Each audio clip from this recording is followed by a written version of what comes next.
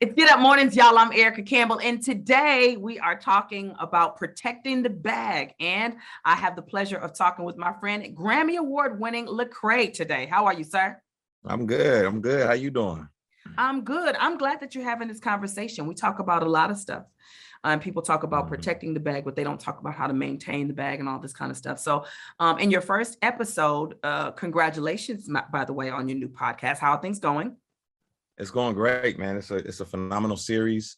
We partnered with Experian. We dropped the first episode on YouTube, and it's receiving great reviews. It's a little sketch comedy. It's a little insight, information, all of that mixed together. Yeah, I love it. I love it. In your first episode, you spoke about how we pass down food habits, but we also pass down bad financial habits. Let's talk a little bit about that. Yeah. Well, we don't really teach each other, generationally what it looks like to deal with money. And a lot of times we treat money like, instead of treating it like capital, we treat it like consumption. And when you know, capital is when you buy the cow, you get the milk from the cow, you sell the milk. Consumption is you just buy it and consume it immediately. That's for you. Yeah. And that's what we tend to do with money. We just consume it up, and there's nothing left for future generations, and there's no understanding of what to do with the money, as time goes on. And biblically, they talk about being good stewards over what you have. There's so many scriptures about how to use your money to expand the kingdom, to build legacy and things like that. What is something about managing finances that you think we all need to know? Yeah, well, I mean, you hit on something right there in terms of like even biblically, it's not lost on me that the Jewish community does really well with keeping money within their own community over and over again. And that's because they're actually following a lot of biblical principles in terms of building up their using finances, using money as a tool instead of as just a picture of consumption. And I think the biggest thing I would tell us is that we do not need the symbols of wealth without having actual wealth. We are already fearfully and wonderfully made. We are already somebody. We are already significant. And so wearing that symbol or having that emblem on your car does not add any value to you as a person. You need to know who you are, and then use your money to create actual wealth to where you don't even need a symbol. If you want a symbol, get it, but you don't need it to demonstrate you have worth and value.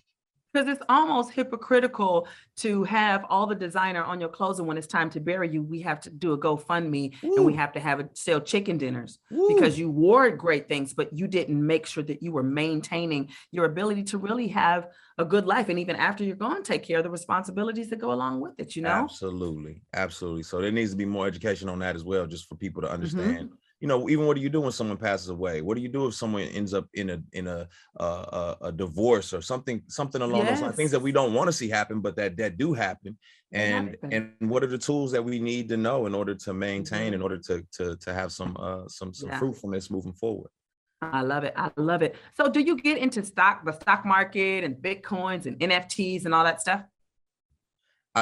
Erica, you got to. Here's one of the things. It's where the world is going. It's where the world is going. And specifically in the African-American community, we make up, 14% of the population, but we only 1% of the stock market, and that's part of the problem.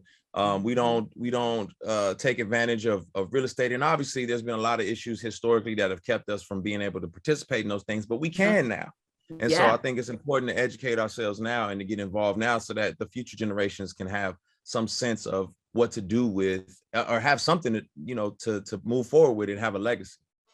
Right. Part of the reason I took my kids out of public school was because there were no classes on financial literacy and none on entrepreneurship. So I put my kids in a private homeschool where they can learn finances, not only from their parents, but even in school, so they understand money. And a lot of us just don't understand money. But thank you for doing this. Thank you for this podcast. We're talking to the Grammy Award-winning Lecrae. Make sure you check out his new series, Protect the Bag, on YouTube. Follow him on social media at Lecrae. Before we wrap, what are some topics we'll learn about in listening to Protect the Bag?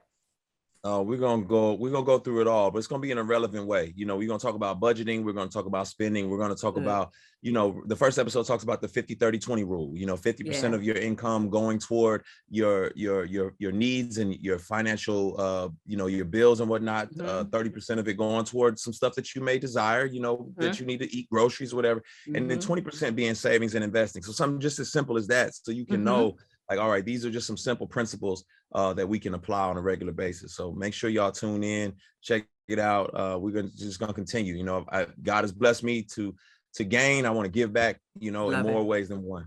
I love it. I love it. And I can't let you go without asking, when is the new music coming? Hey, come on now. Listen, you know what? We ain't been to church in a while out here in these pandemic streets. Listen. And so I want to address that. And so I got a project coming out soon, you know, called No Church in a While. So get ready. And we got to collab again. I owe you big thanks for helping me out on my song Help. And so listen, if you ever need some backgrounds or some features, let me know. It would be an honor. So I ran into somebody yesterday that ran up on me in a store and was like, man, that help really changed my life. And I was like, man, I gotta, you know, we gotta tap back in. So. Yeah, absolutely. Thank you so much for being with me. I appreciate you. Absolutely. I appreciate you. Thank you for everything you do. All the best to you. Y'all make sure y'all check out the podcast and stick around. It gets better and better right here on Get Up Mornings.